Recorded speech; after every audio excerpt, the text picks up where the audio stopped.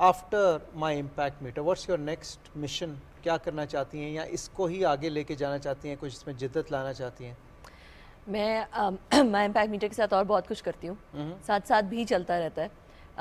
अभी एक और कंपनी है, उसके साथ भी मैं कुछ कर रही हूँ, एक मतलब कमर्शियल वेंचर्स कर रही हैं? कुछ कमर्शियल वेंचर्स कर रही हूँ, क्योंकि माई इम्पैक्ट मीटर से I don't take any money out for माई सेल्फ, सो बल्कि whatever I earn I put into it.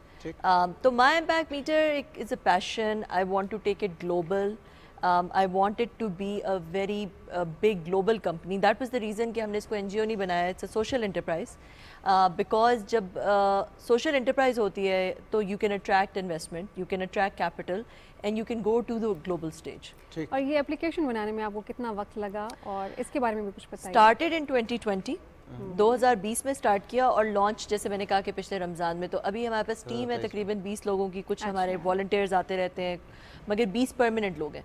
तो उन लोगों के साथ जो है टुक ऑलमोस्ट 2 वो भी years। वॉलंटियरली काम कर रहे हैं या दे आर पेड? नहीं, they are all well paid, highly paid. Company चला रही है, खुद उसमें से कमर्शियल एलिमेंट नहीं लेती, लेकिन एब्सोल्युटली तो दे आर नॉट बट ये आपका आई थिंक कांसेप्ट के साथ डायरेक्ट लोग तो जो चैरिटी चैरिटी कर लेते हैं कमल, तो उनको उनकी कैसे सैलरीज वगैरह कैसे मैनेज होती हैं? जैसे आपने कहा ना कि वो तो चैरिटी वर्क है, एप्लीकेशन इज फॉर द हाँ नहीं, जो चैरिटी करते हैं वो तो कोई भी हो सकता है। आप अपने भी एप्लीकेशन डाउनलोड करके उसमें से चैरिटी कर सकती हैं, तो दैट इज हाँ, उसमें तो आपको सैलरी की you do your own charity. जैसे फेसबुक है, उसको बहुत सारे लोग यूज करते हैं, मगर जो फेसबुक बनाते हैं, जो वो प्लेटफॉर्म बनाते हैं, जो उसमें एनजीओस को लेकर आते हैं। I was specifically was asking about these 20 people who are working with you. हाँ, these 20 people are developers, marketers, sales people। जानना चाह रही हैं उनकी सैलरी आप क्यों देती हैं? नहीं कहाँ से देती हैं, क्योंकि आप तो चैरिटी वर्क कर रही हैं ना, आप कहाँ से देती हैं?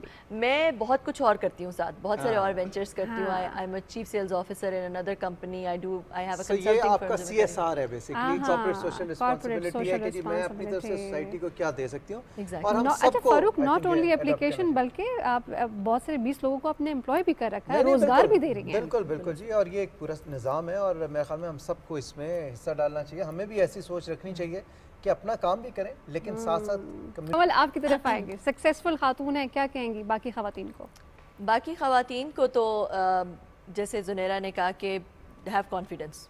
मेरा ख्याल है खवातीन बहुत कुछ कर सकती हैं, सिर्फ दे लैक कॉन्फिडेंस। मगर मैं एक जनरल मैसेज जो देना चाहूँगी वो ये देना चाहूँगी कि हम लोग ये समझते हैं कि देने से हमारा रिस्क कम हो जाएगा, मगर काफ़ी दफ़ा ऐसा होता है कि अल्लाह ताला हमें बहुत कुछ इसलिए दे रहा होता है क्योंकि अल्लाह ने हमारे हाथ से अगले को दिलवाना होता है। हम जरिया बनते हैं, हम जरिया बनते हैं, और अगर हम वो जरिया नहीं बनेंगे तो अल्लाह ताला वो दूसरे का रिस्क जो हमें दे रहा था वो हमसे ले लेगा और किसी और को देना शुरू कर देगा। मैं कहता हूँ कि अगर अल्लाह ताला किसी को कोई रिसोर्सेज देता है तो उसे खुश नहीं होना चाहिए कि अल्लाह उससे खुश है, और किसी से अगर नहीं देता और वो जरा मुश्किल हालात में है तो उसे ये अफसोस नहीं करना चाहिए कि अल्लाह उससे नाराज है, क्योंकि अल्लाह दे के भी आजमा रहा है और ले के भी आजमा रहा है। मेरी नानो अल्लाह उन्हें जन्नत नसीब करे, वो कहा करती थी कि मैं ज़रा अपने अकाउंट में पैसे जमा करा लूँ, तो उसका मतलब ये होता था कि जो मैंने खर्च कर दिया तो खर्च कर दिया, मगर जो मैं दे रही हूँ वो एक्चुअली मैं अपने साथ कब्र में लेके जाऊंगी, तो वो मेरा अकाउंट है। और कमल, मुझे अशफाक अहमद साहब का एक बहुत प्यारा जुमला इस पर याद आ गया नाजरीन, कि वो कहा कहते थे कि जब आपको किसी को देना हो तो देने वाला हाथ रखिए, क्योंकि आपने अल्लाह के दिए में से